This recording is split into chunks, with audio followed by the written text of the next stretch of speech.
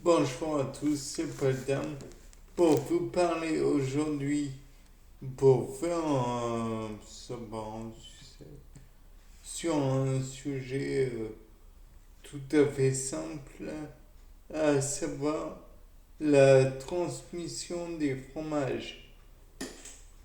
De prime, on va dire que le fromage n'est pas vraiment un thème scientifique.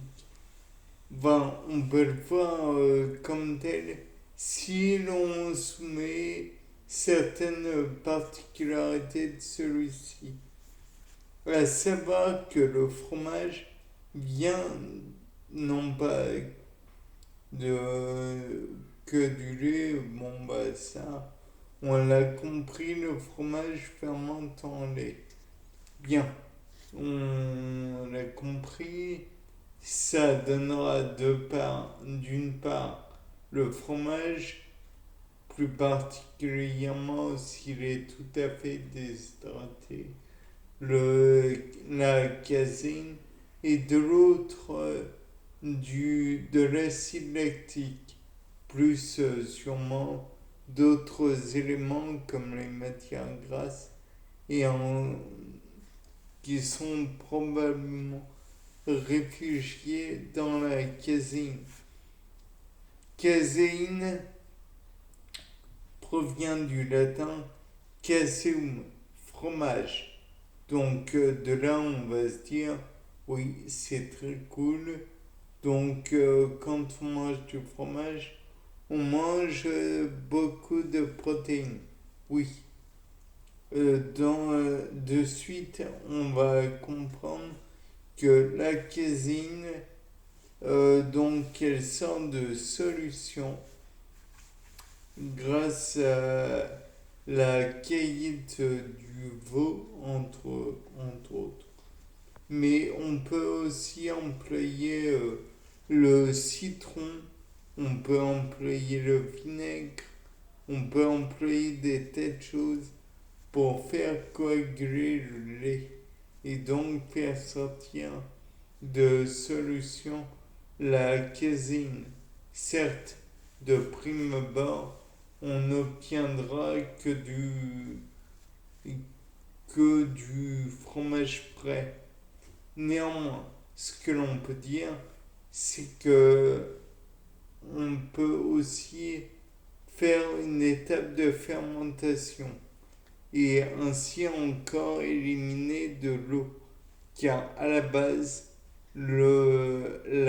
comment dire, la fermentation, la production plutôt du fromage, c'est une façon d'obtenir quelque chose qui est conservable et qui peut tenir beaucoup plus longtemps que le lait en lui-même. Dans ce cas, puisque le lait est source de bactéries et autres êtres vivants, on va faire ce que l'on fait très bien, déshydrater. Et pour déshydrater, on va le faire coaguler et faire sortir les casines et autres oligo-éléments de solution. Par la suite, donc, on peut dire que dans ce cas, comment est-ce qu'on transmet quoi que ce soit entre fromages? Eh bien, il y a les fromages frais, comme dit précédemment, et les fromages fermentés. Donc, dans ce cas, on prend un petit peu de fromage fermenté et on met dans le fromage frais. Et dans ce cas, on opère une transmission de bactéries du fromage fermenté au fromage frais. Et dans ce cas, on obtiendra à terme, car en un seul coup ce n'est pas possible, du fromage fermenté. Bien sûr, le fromage fermenté demande aussi beaucoup de temps, puisque le vivant que le fromage frais, le fromage fermenté, va mettre du temps à s'établir dans le fromage fermenté. Donc, il va y avoir toute une étape de fermentation transformant les sucres en, en acide lactique, certes, mais permettant aussi aux molécules de, comment dire, protéiques de se réassembler avec les sucres et donner les arômes. Arômes qui sont donc des molécules, des molécules de réarrangement entre les sucres et les protéines. Bien sûr, au fil du temps, il va y avoir de plus en plus d'arômes, de moins en moins d'eau, et donc va se finir la fermentation. Mais pour cela, le mieux est de supprimer totalement les bactéries. Et dans ce cas, on obtient une pâte cuite, par exemple. Et pour cela, encore une fois, on va essayer de minimiser encore et toujours la quantité de bactéries en faisant cuire la pâte casine qui est dans les... ouais, enfin, qui est déjà partiellement dépourvue de bactéries.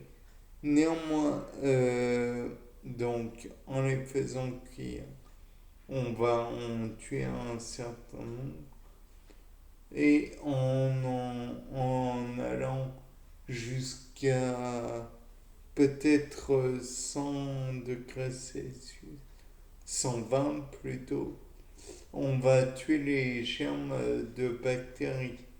Donc il n'y aura sûrement plus beaucoup de bactéries. Donc le fait est que même si on remet des morceaux de ce fromage dans un autre milieu sucré ou plein de nutriments, alors dans ce cas, il est envisageable que cela ne produise pas d'autres fermentations. Néanmoins, il est possible que l'on ne puisse pas supprimer toutes les bactéries. Donc, dans ce cas, il en restera un petit peu. Et la fermentation se refera. Ou alors, les bactéries présentes dans le lait vont se mettre à consommer la casine ainsi que les sucres restants et donc faire une nouvelle fermentation. Bien, en espérant que ça a été assez clair et assez concis. C'était pas Dame. Au revoir.